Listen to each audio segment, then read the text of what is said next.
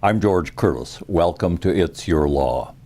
Each week it's my privilege to bring guests that teach all of us about our laws, how they're made, how they're enforced, how they're not enforced, how maybe they could be made better and more effective. We like your input. I learn something with each one of these programs because often we have guests that know a lot more than I do, and this is certainly the case today.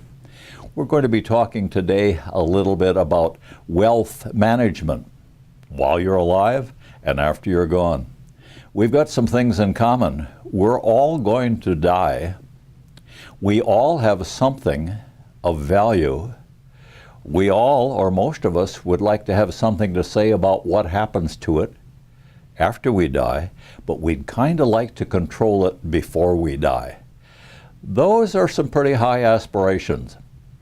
You've heard a lot of people talk about probate, avoiding probate, joint tenancy, wills, widows, same-sex marriage. Those are the subjects we're talking about. I thought the best thing to do is get a couple of experts. And we're fortunate to have those people who do know the answers to your questions. We're going to touch on a few of them today. My first guest is attorney John Kelly. I've known him for probably 40 years. He's always been a force here in the Winnebago County area. He does many kinds of work, but one of the things that he's especially respected for is representing clients who have something that is value to them and their families and preserving it and passing it on as privately as possible. That's a big order. Let's hear from John. Welcome to the show. George, good to see you. It's great to see you. Of course, I've known you as Jack Kelly for 40 years. I don't know how you got to be John. Did you have a birthday? No, there's no one alive who can remember it that far back. I had an Uncle Johnny, but he wasn't known as Jack. So. That is a fact. Well, thank you very much for coming today, and you brought an assistant with you. I did. I brought Ben Brand, who's come to work for me as of January 1 of this year, and he's catching on very rapidly, and we're delighted to have him. Well, I think I was helping out at a Cub Scout group many years ago, and Ben was one of the most impressive Cubs we ever had, and he's obviously continued to study, and he dresses a lot better now. Different uniform, but still quite tidy. I hear people talking all the time about how can I avoid probate, and of course I don't do that kind of work, so I can't tell them how to avoid probate. Why do people want to avoid probate? Well, there's a number of reasons. Probate is the formal process under the statutes of the state of Wisconsin whereby a decedent's assets are assembled, inventoried, basically collected, and then ultimately distributed to the heirs.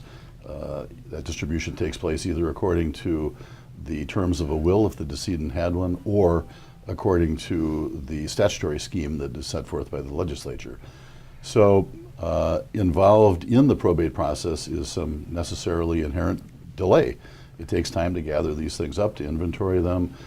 Sometimes a period of administration can take a year or two or three or four, depending on how complex the estate is. Those assets then get put on an inventory and then ultimately are distributed. So it takes some time.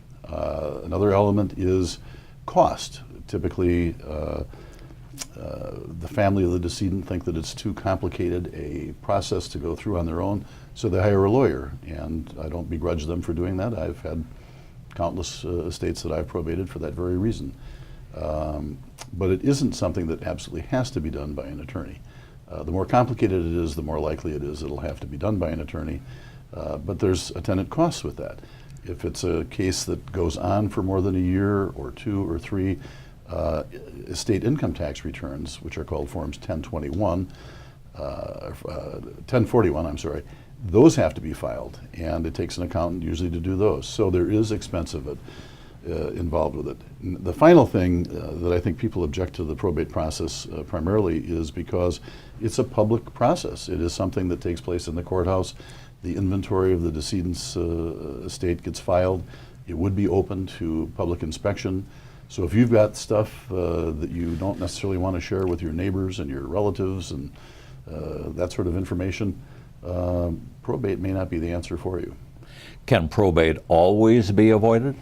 It can be in most cases. Some estates are just simply so complex that may involve closely held corporations and issues of governance and that sort of thing, that maybe a will or maybe a trust is going to be necessary. But in most modest-sized estates, there are all sorts of techniques that can be used to avoid the probate. If there's a controversy between the heirs, for example, or between a spouse who does not agree with how the decedent has arranged to have the property go, does probate handle those kind of litigation issues? Sure.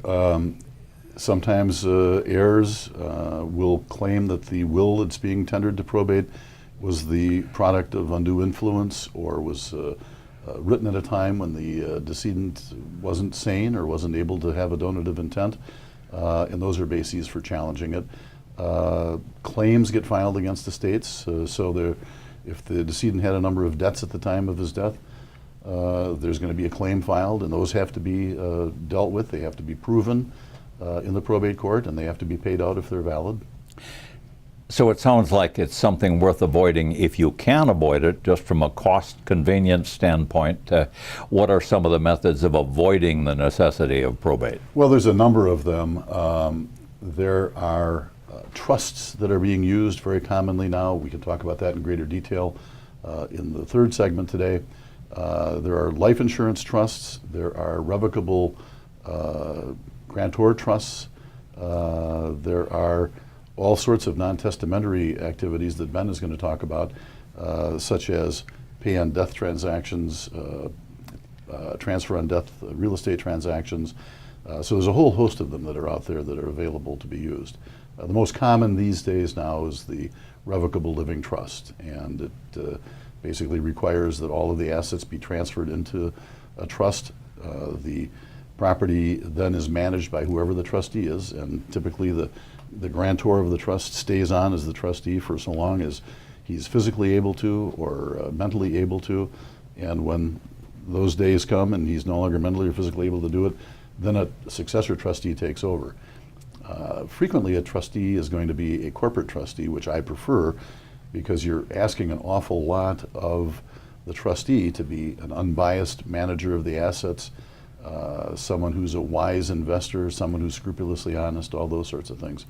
And I think that if you go with a corporate trustee, you're going to have to pay a fee, but there's going to be recourse in the event that the corporate trustee makes mistakes or does something dishonest. I hear lay people say things like, well, I'm not wealthy. I don't have an awful lot. I'm not going to go to a lawyer to have an estate plan or a will or anything like that. I'm going to just copy that stock will out of a form that I got from AARP or the statutes or something like that. That's good enough for me. But that's not quite true, is it? Well, I think you're on thin ice if you do that. And a lot of people are doing that. They're going to the internet and they're finding these estate planning documents, but some of them are drafted for execution in other states, and they're set up for execution in a fashion that won't be recognized in Wisconsin. Wisconsin requires 2 disinterested witnesses. Some states don't require that. Some states just have to have one notary sign it, and that's it. That wouldn't be a good will in Wisconsin. So I think you're on thin ice if you do that. Ron Bullock has indicated to me that we've used it the time in our first segment, which doesn't surprise me. We've just tested the water, so we're going to take our first break and be right back.